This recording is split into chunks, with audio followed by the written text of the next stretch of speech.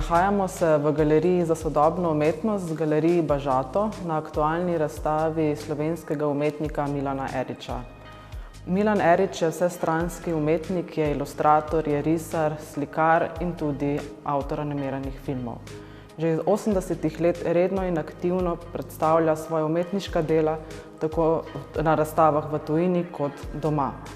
V njegovem ustvarjalnem procesu ima osrednjo vlogo risbo, katero pogosto nadgradi s kompleksnejšimi slikarskimi kompozicijami.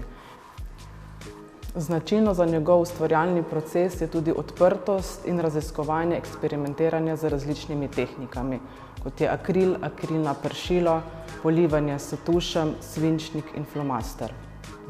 Pri tem pa pogosto v ustvarjalni proces vključi tudi naključje, z vrtenjem in obračanjem platna, razlivanjem barv ter sproščenimi potezami čopiča in tako ustvarja nepričakovane oblike, ki jih nato razvije v končne podobe. Pogosto vključujejo elemente karikature, stripe in popularne kulture, hkrati pa ustvarjajo fantastične, skoraj kozmične vizije.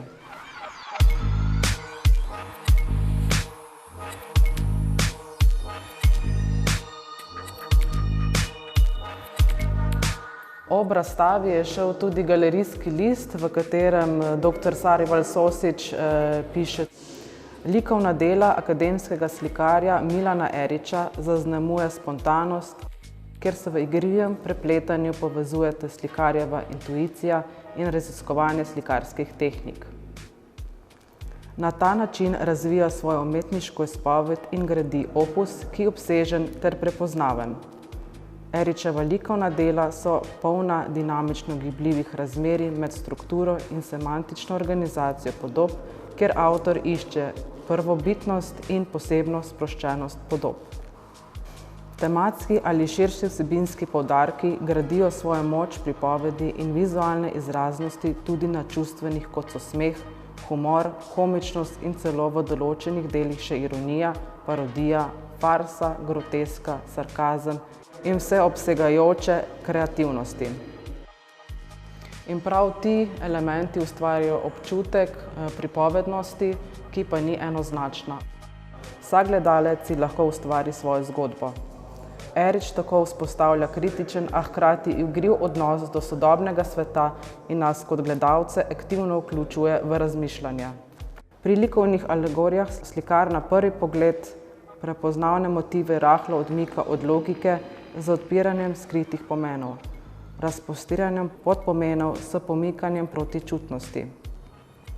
Na simbolni ravni podobe presega nezornost in vsakdanjost, da tisto, kar je prikazano, naslikano ali upodobljeno, nadgrajuje danost in nakazuje na nekaj drugega. Na simbolnih planjavah avtor lahko preigrava skrivnostnost, domišljijskost, igrivost, fantastičnost in neobičajnost. Tu lahko izjemno preseneča in ohranja zanj značilno nepredvidljivost.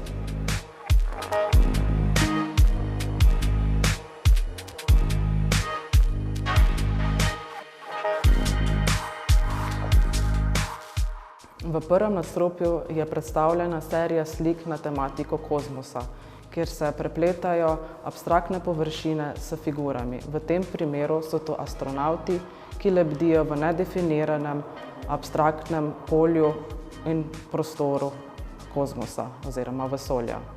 V drugem nadstropju pa se prostor spremeni v bolj figuralen pripovedni svet. Prevladujeta risba in ilustracije v velikih formatih, ki so sestavljeni iz več manjših listov. V teh delih se prepletajo ironija, groteska in tudi družbena kritika. Če vzamemo za primer umetniško delo z naslovom Popotnik, si lahko predstavljamo posameznika, ki na svoji življenjski poti nosi s seboj veliko spominov, izkušenj ali celo neželeno breme. Delo z geslom francoske revolucije Svoboda, bratstvo, enakost je predstavljeno nekoliko ironično, kot razmislek o tem, koliko so ti ideali danes sploh uresničeni. Slika Socialna distorzija pa opozarja na razlike med družbenimi razredi. To, kar vidimo, je avtorjev likovni življenjski svet, postavljen nasproti pretiranemu objektivizmu in vsakdanjosti. Tako razstava ne ponuja le vpogleda v njegov ustvarjalni opus, ampak nas tudi pozove k razmisleku.